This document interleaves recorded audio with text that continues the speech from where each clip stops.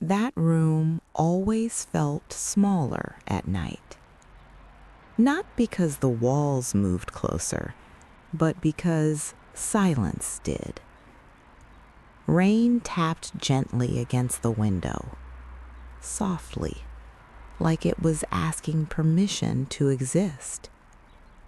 Lyra sat near the glass, watching droplets slide down and disappear, one after another. She had learned to measure time that way, not by clocks, but by moments that quietly ended.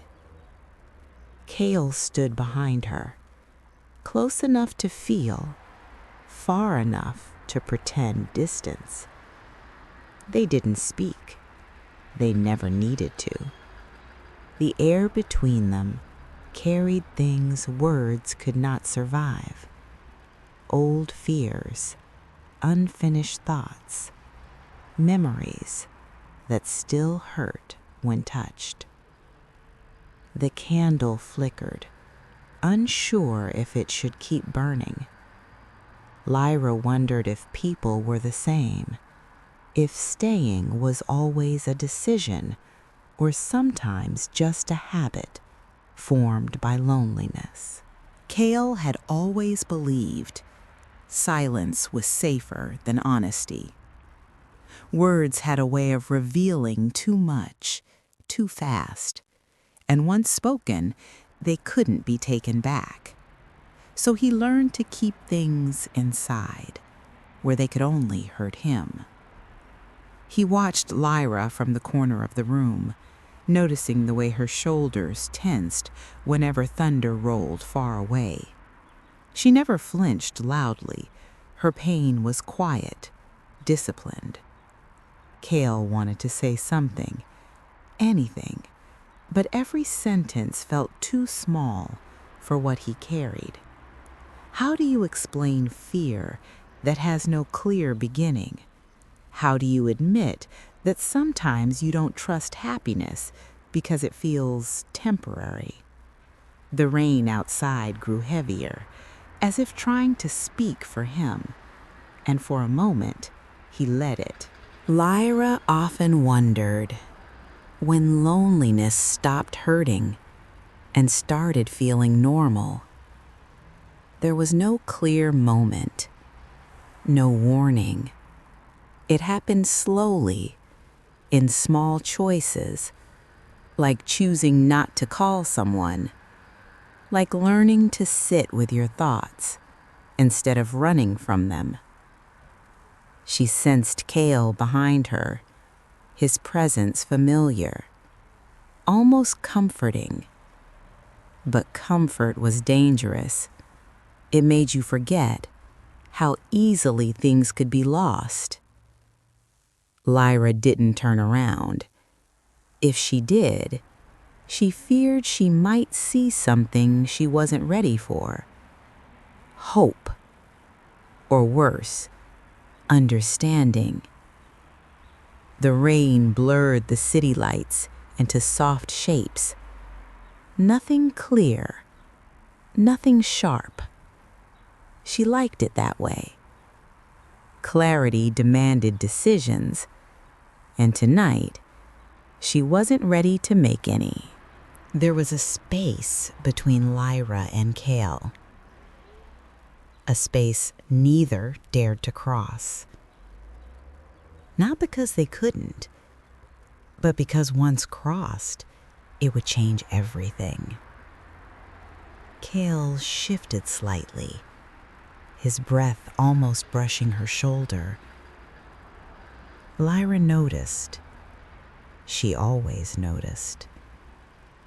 That space held years of unspoken moments, conversations that never happened, confessions buried beneath polite silence.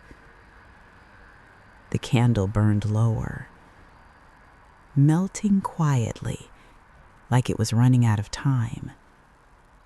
Cale thought about reaching out. Lyra thought about stepping back. Neither did.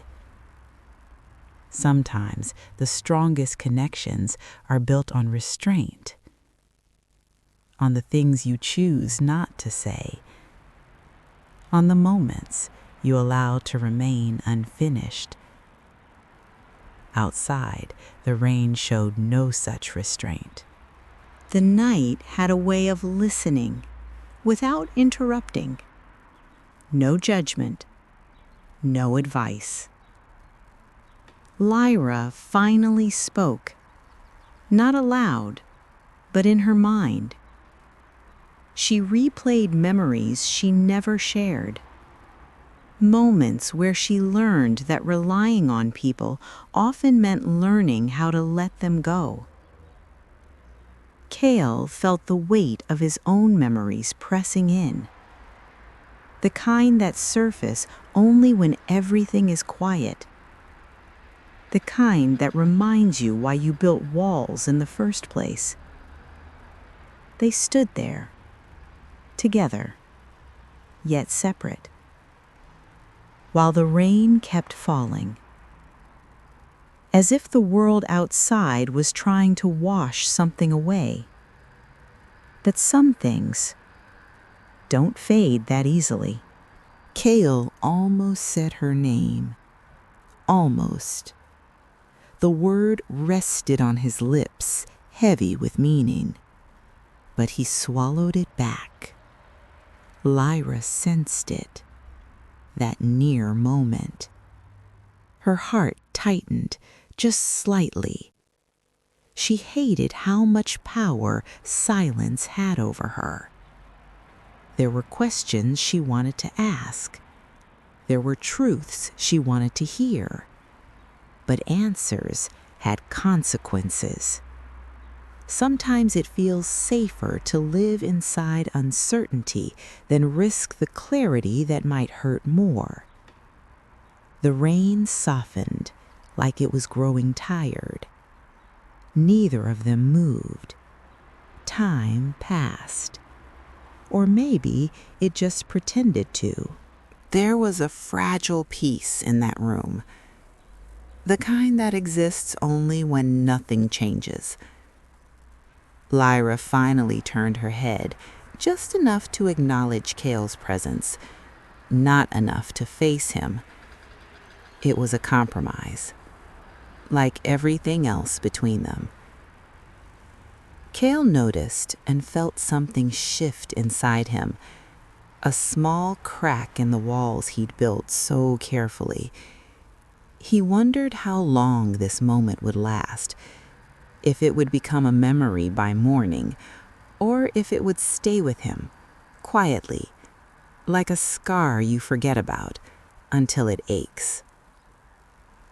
The candle flickered again, still burning. For now, rain always made memories feel closer, as if water had a way of dissolving the barriers between past and present. Lyra remembered other nights, other windows, other silences that meant different things. Cale remembered promises he never made, and he was grateful for it. Promises had a way of breaking people.